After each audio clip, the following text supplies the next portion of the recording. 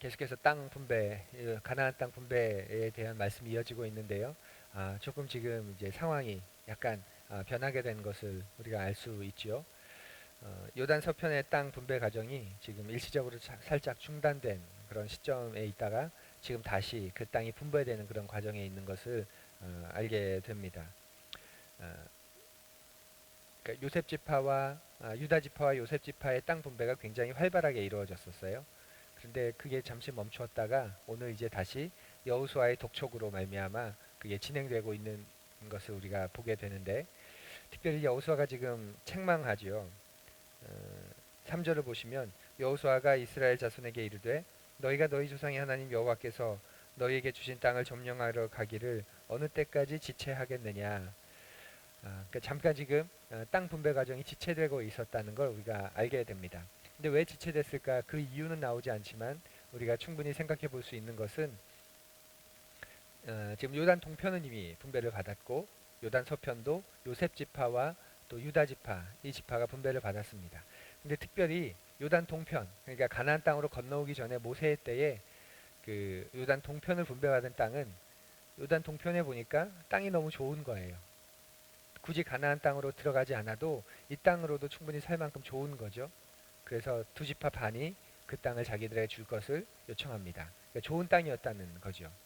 그리고 건너가서 이제 유다 지파와 요셉 지파가 땅을 분배받게 되는데 그 땅도 보면 굉장히 광활한 땅이고 또 좋은 땅입니다. 그러니까 남은 지파, 일곱 지파의 입장에서 볼 때는 약속의 땅도 아닌데 들어오기도 전에 이미 좋은 땅을 분배받은 지파들이 있고, 또 가나안 땅으로 들어와서 보았을 때 유다 지파와 요셉 지파, 그러니까 에브라임과 므낫세와 유다 지파 이렇게 세 지파가 참 좋은 땅을 또 분배받은 것을 보게 됩니다. 그리고 남은 땅을 보니 그렇게 좋은 땅이 아닌 거예요. 그러니까 그 땅을 이제 제비 뽑아서 서로 그 정복하기에, 서로 분배받기에는 머뭇머뭇거리고 지체했었다는 것을 우리가 좀 생각해 보게, 충분히 생각할 수 있습니다. 그런 과정 속에서 여호수아가 이제 독려하는 것이죠. 또 책망을 하고 있습니다. 언제까지 지체하겠느냐? 어서 그 땅으로 가서 그 땅을 여호와께서 너희들에게 주신 땅으로 기업으로 삼아라. 특별히 그 땅에 그림을 그려와라. 그래서 그림을 그려가지고 제비를 뽑아서 이제 분배를 하게 되는 장면이 오늘 본문입니다. 오늘 본문을 보면 어, 그 이제까지는 어디에 있었냐면 이들이 길갈에서 있었습니다. 길갈에 있다가 1절에 보시면 이스라엘 자손의 온 회중이 실로에 모여서 거기에 회막을 세웠으며 그 땅은 그들 앞에서 돌아와 정복되었더라. 이제 실로라는 땅에서 이제 분배를 받게 되고 이제 실로가 이스라엘의 중심지가 됩니다. 이 전까지는 길갈이라는 땅이었는데요. 이제는 실로가 중심지가 됩니다. 그리고 이 실로는 이제 훗날, 아주 훗날 다윗이 그 예루살렘을 정복하게 되고 그 예루살렘을 이제 이스라엘의 수도로 삼기 전까지 약 400년 동안 이 실로라는 지역이 이스라엘의 영적인 중심지, 뭐 경제적인 중심지, 또 정치적인 중심지가 되어서 이제 이어지게 됐는데, 그게 바로 여호수아 때에 이제 선택된 장소입니다. 그러니까 여호수아 입장에서 보면 이 가나안 땅을 정복하는 이 사건이 너무나 중요하고 놀라운 일인데 지체되는 것을 보면서 이제 여호와 길갈에서 실로라는 지역으로 중심지를 옮기고 난 후에 그 적극적으로 가나안 땅을 정복하겠다는 그런 강력한 의지를 표현하는 사건이기도 합니다. 그리고 이제 이 길갈을 중심으로 실로를 중심으로 이제 약속의 땅이 이제 정복되어지고 사사기 시대를 거치고 난 후에 이제 사울의 시대 왕정이 마무리되면서 다윗 때에 우리가 너무나도 잘 아는 예루살렘이 이스라엘의 전면에 등장하게 되고, 지금까지 예루살렘은 이스라엘의 중심지가 되는 그런 지역이 되게 되는 것이죠. 여호수아가 이스라엘 백성을 독려하면서 그 약속의 땅을 분배받는 과정으로 나아가는 그런 시작점이 오늘 말씀이 되게 됩니다. 또 오늘 말씀에서 이스라엘의 중심지가 바뀐 것과 더불어서 또 7절을 보면 계속해서 반복되는 말씀이 나오게 됩니다. 레위 사람들에게는 기업이 없다. 그들에게는 여호와 하나님이 기업이다. 라고 말이죠. 이 말씀이 계속 묵상이 되면서 이런 마음에 그런 그 주시는 교훈이 있습니다. 우리가 진짜 우리의 자녀들에게 남겨야 할 것은 무엇인가? 여호와 하나님이 자신들의 영원한 분기시고 기업이 된 것처럼, 레위인들에게 그렇게 된 것처럼, 그리고 그것으로 만족하고 그것으로 충분하다고 말하는 것처럼, 우리도 우리의 자녀들에게, 다음 세대들에게 무엇을 기업으로 남겨줄 것인가? 바로 여호와 하나님 한 분이다라는 그런 고백을 하게 됩니다. 왜냐하면 어, 이스라엘 백성들은 지금 가나안 땅에, 그 땅의 소작인으로 온 게 아니죠. 그 땅의 예배자로 온 것입니다. 그리고 그곳에서 여호와 하나님을 기업으로, 영원한 그들의 제사장 나라잖아요. 영원한 기업으로, 분깃으로 얻은 것입니다. 우리에게도 동일한 사건입니다. 우리도 예수 그리스도의 보혈로 하나님의 자녀가 되었고 예수님의 제자가 되었습니다. 우리의 영원한 분깃 바로 하나님이십니다. 우리가 우리의 삶 속에서, 그리고 우리의 자녀의 삶 속에서 우리의 기업은 땅이 아니라 하나님이다라는 것. 탐욕에 물든 이 땅 가운데 살아가면서도 우리에게 그러한 마음, 그러한 고백이 있어야 할 것입니다. 하나님을 남겨두고, 하나님을 그들의 하나님으로 세워두고, 우리가 이 세상을 떠날 수만 있어도 그 인생은 하나님 앞에서 참 놀라운, 너무나 복된 인생이 되겠지요.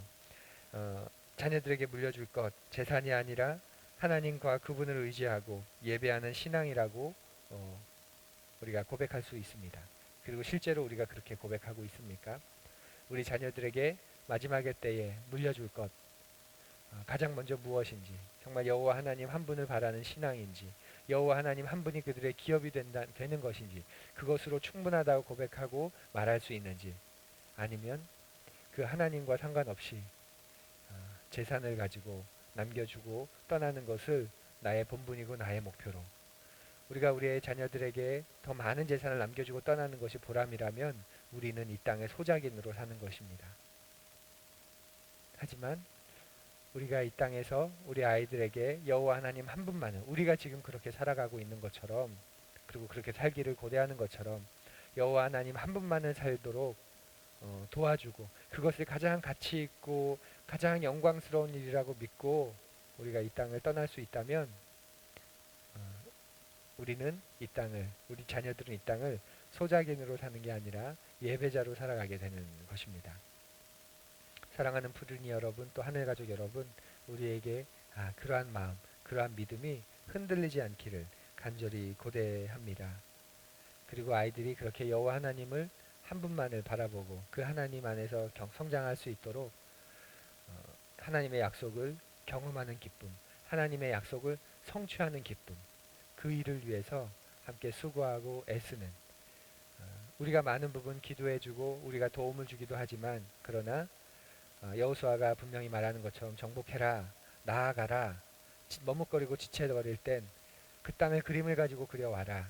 그리고 제비를 뽑아 분배를 받고 그 약속이 너희들에게 성취되도록 그 땅으로 나아가라. 이렇게 때로는 뒤에서, 때로는 가슴 아프지만, 때로는 그 속도에, 더딘 속도에 답답하지만, 그러나 그 약속이 그들에게 성취되고 그 약속을 경험하는 그 놀라운 삶을 그들이 경험할 수 있도록 도와주고 또 기도하는 그런 우리 어른들이 되고 그런 부모들이 되기를 간절히 고대합니다. 그리고 그럴 때야 비로소 하나님의 약속이 성취됩니다. 하나님 앞에서 순종하는 삶을 살아가는 우리가 모두가 될 수 있도록 오늘도 하나님의 약속 앞에서, 하나님의 말씀 앞에서 겸손히 나아가는 그런 저와 여러분 되고 우리 자녀들을 위해 그렇게 기도하는 우리들 되기를 간절히 고대합니다. 또 길갈에서 실로로 이스라엘의 중심지가 바뀐 것처럼 때로는 내가 정말 하나님 앞에서 경험해야 되는, 하나님이 정말 나에게 원하시는, 우리에게 원하시는 이런 사명과 또 일이 있다면 이렇게 강력한 의지의 표현으로 내 인생, 내 삶의 중심이었던 것을 바꿔보고, 그리고 그 약속을 성취하기 위해 삶을 더 단순하게 하고, 삶을 더 절제하고, 삶을 더 집중하면서 하나님이 마음껏 역사하시도록 또 행하는 그런 순종의 삶도 우리에게 경험되어지기를 간절히 고대합니다. 가을이라는 계절이고요. 이제 곧 한 해가 마무리되는 시점이죠. 이 속에서 올 한 해 우리에게 주셨던 하나님의 마음, 감동, 그 사명, 그것을 성취하기 위해 마지막까지 신실하게 나아가는 그런 저와 여러분 되기를 고대합니다. 기도드립니다.